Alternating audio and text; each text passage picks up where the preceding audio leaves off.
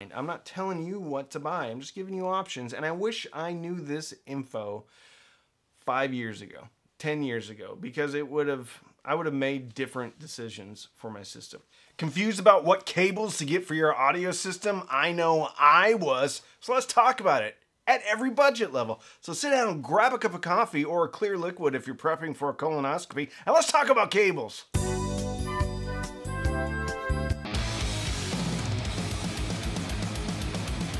Never has there been a more divisive topic than cables. When we're talking about audio, every little thing matters. The amp matters, the DAC matters, and yes, I know, you're gonna go crazy, but the cables matter too. Power cables, RCA cables, optical cables, that's right, even digital cables, HDMI cables, they can all have an impact on the sonics of your system.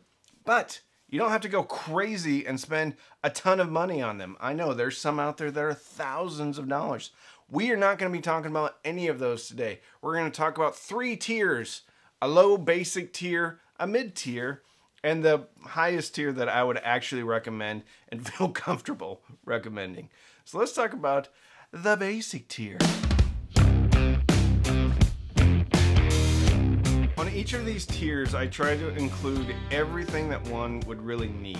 Now, of course, you don't have to buy any of these. You don't have to buy all of these. But this is a laundry list of cables and even power conditioners at every price tier that I think are not only reasonable, but in most cases advisable. The most affordable tier list, we actually have a power conditioner. This is one that I don't particularly own, but I do own another Furman power conditioner, and I found this one.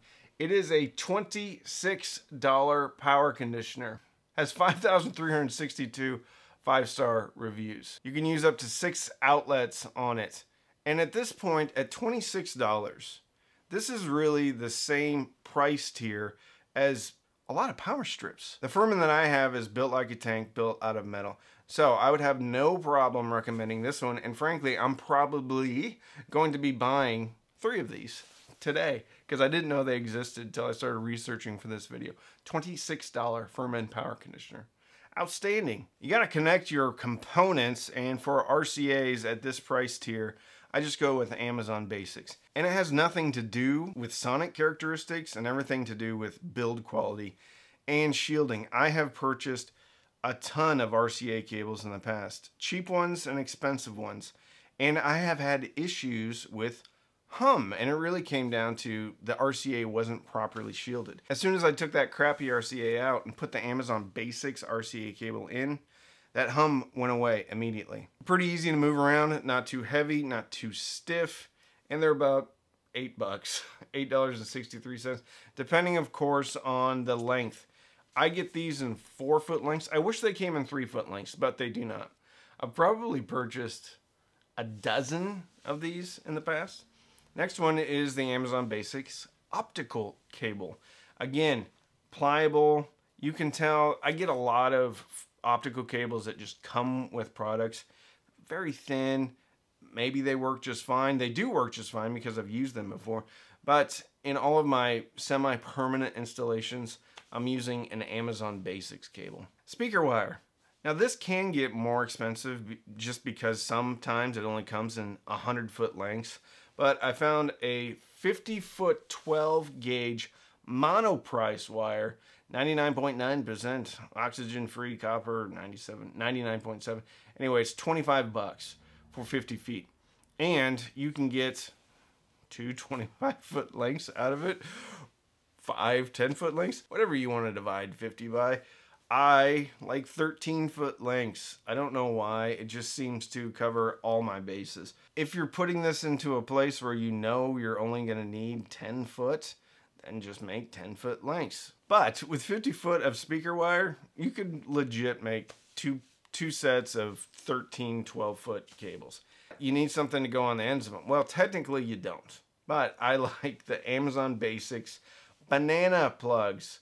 I have, again, probably bought, let's see, I've purchased this 6 times, and there's 6 pairs.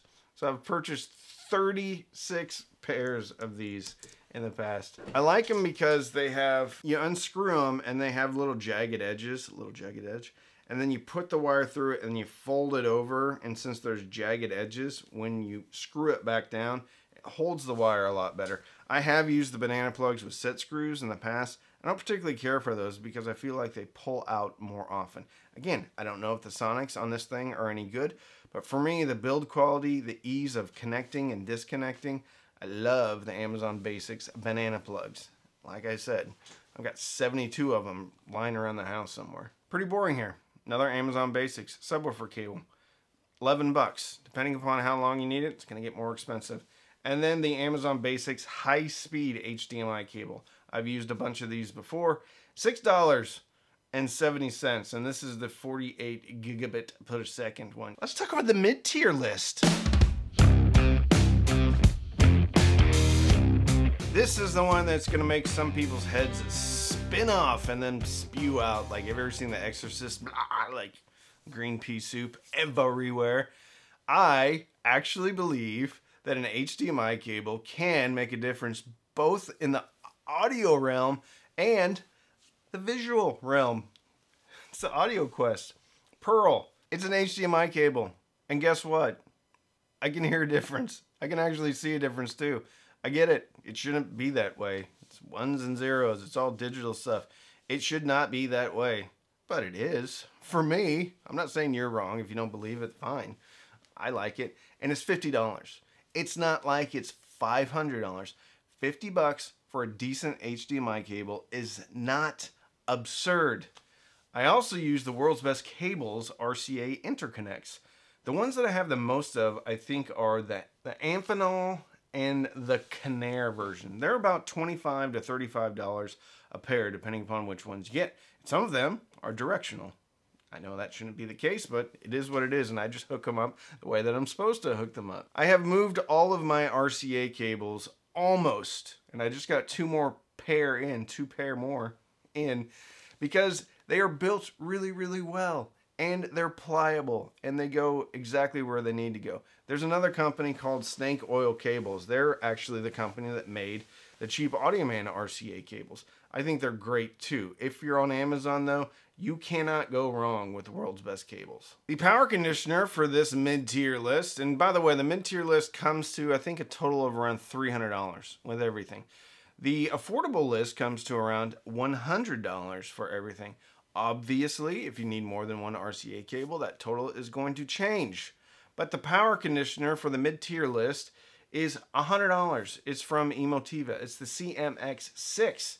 Comes with 6 outlets. There was actually a price reduction on this, so it's now $100. Used to be $170. I think, again, I don't know if there's going to be any sonic improvements, but for $100, it's built really well. You can screw it into your wall, all sorts of things. And if you don't like this one, get the $25 or the $70 Furman. For the optical cable, it's an AudioQuest one. I have used it extensively. Extensively. And I do think there's a bit of a difference sonically compared to the super cheap ones.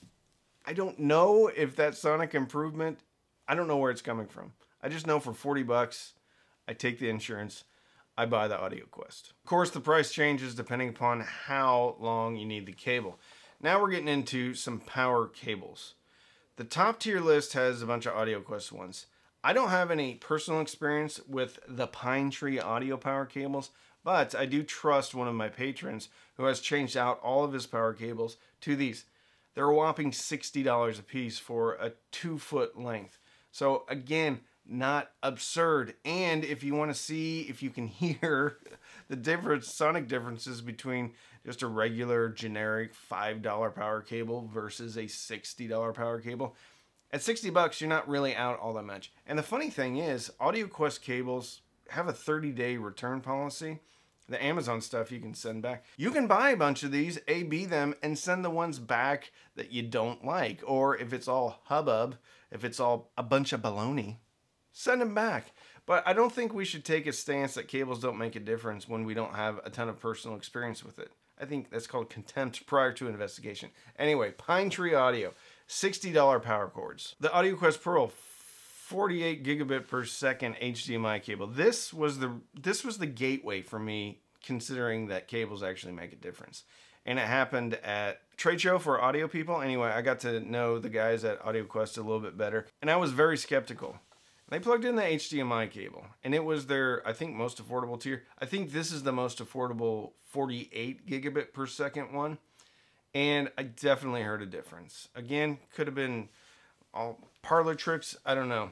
But again, for $50, it's not a crazy bad deal. The 2.5 foot length is even cheaper. Even if you're just somewhat curious about cables, I think this might be the place to start for 50 bucks. Again, buy it, you don't like it, send it back. But I don't want people to miss out on improvements in their system because they just don't think cables make a difference. Just try it. And for speaker and subwoofer cables, we're going over to SVS. They make some really solid subwoofer cables. They're braided, and speaker cables. Now, I don't know anything about sonic improvements. I just know that they're built better than the Amazon Basics cables. They may or may not be built better. They're going to be built better than even if you make up your own speaker cables, unless you have these fancy heat shrinks and things like that. These are good cables. The speaker cables can be up to $100 a pair or even more, again, depending upon how long they are. And then the subwoofer cable is about 25 bucks. I'm not vouching for any sonic improvements on these products. I will on other products that I actually have experience with, but I've never AB'd a subwoofer cable, and I've never AB'd speaker cables. I have AB'd optical, HDMI, interconnects, and power cables. That's why I put my name on those, not on this. But again, you can't really go wrong with the build quality on the SVS cables. Let's talk about the high tier list. Yay! Power conditioner for my top tier list, and this is as far as I will take it with power conditioners or cables, is this list. Not going any higher, because I think at that point it starts to get a bit ridiculous. You may think that this is ridiculous, and I did too, and this has actually gone up in price. This is the AudioQuest PowerQuest 3. It has 1, 2, 3, 4, 5, 6, 7, 8 outlets. And some of those outlets are high current outlets for your power amplifier or your receiver. It also has 5 volt USB outputs, has Ethernet ins and outs, has all sorts of stuff. It's $400. There is another version that has fewer outlets and fewer features, I think for $250. But I did hear a difference on this one. Cleanliness, instrument separation, noise, floor just seem to be lower. I don't know if this is the best money spent when it comes to improving your system, but it's definitely not bad. Even at $400, I wish it was still $300 or $350, I can't remember. I think people will be surprised. When you combine this with some of their power cables, there's a pretty big improvement. The AudioQuest NRG-Y3. There are a couple different versions of the power cords. I don't know if this is the most affordable, but I do know that I have these. You can get these in a variety of plugs. So you can get it in the regular 3-prong IEC plug. You can get it in the figure 8 plug, and I think you can get it in a different version too. So depending upon what you have, you know, you can get the right connection for it. I have one of these hooked up to my Apple TV 4K. Then I also have one of these hooked up to whatever receiver or amplifier is out in the living room right now. The one drawback to these cables is they're almost built too well. They are so beefy and heavy that they can tweak your receiver, the power receiver on your amp or your AVR receiver. That makes me feel a little bit uneasy sometimes because I see it kind of trying to pull it down.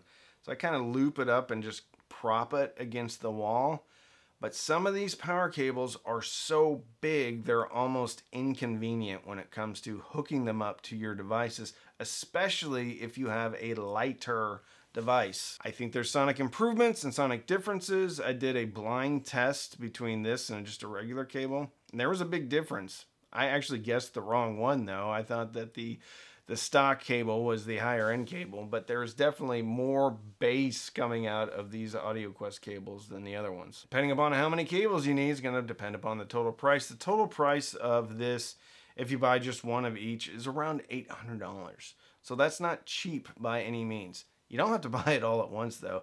You can buy it in pieces over time and then create a perfect cable setup for you. Then the optical, the HDMI, the subwoofer cable, and the speaker cable, I all just keep the same because I haven't personally heard a significant improvement over the basically base tier of the AudioQuest stuff. So I wouldn't spend any more money on an optical. I wouldn't spend any more money on a HDMI. I wouldn't spend any more money on speaker cables. However, I did include the bare wire of the AudioQuest. And this is the AudioQuest X2 30 foot for 80 bucks from Best Buy. You can also get it from Crutchfield.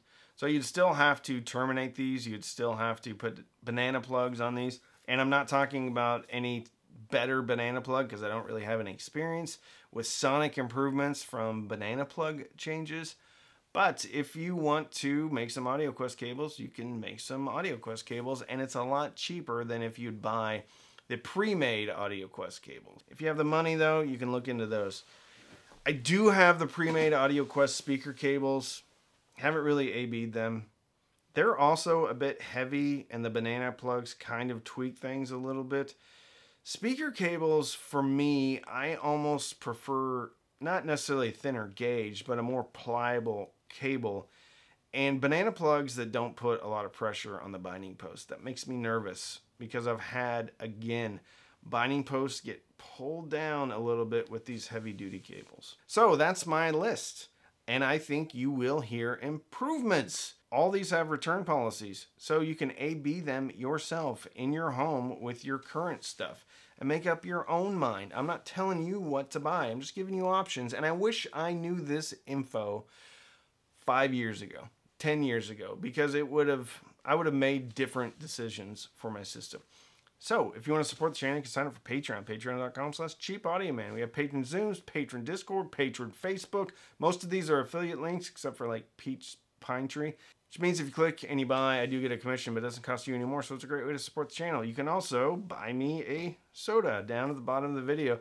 There is a thanks button. Click on it, give me a couple of bucks, but don't feel compelled to buy me anything. You can also sign up for Amazon Music, Tidal, or Roon. Links in the description. Click sign up. Even if you quit, I still get a couple of bucks. So don't binge watch anything on Netflix or Hulu. Binge listen, maybe through your new awesome system with super high resolution and low noise because you bought a whole bunch of awesome cables, and fill your soul with happiness. And with that, I'm Randy. I'm the Cheap Audio Man.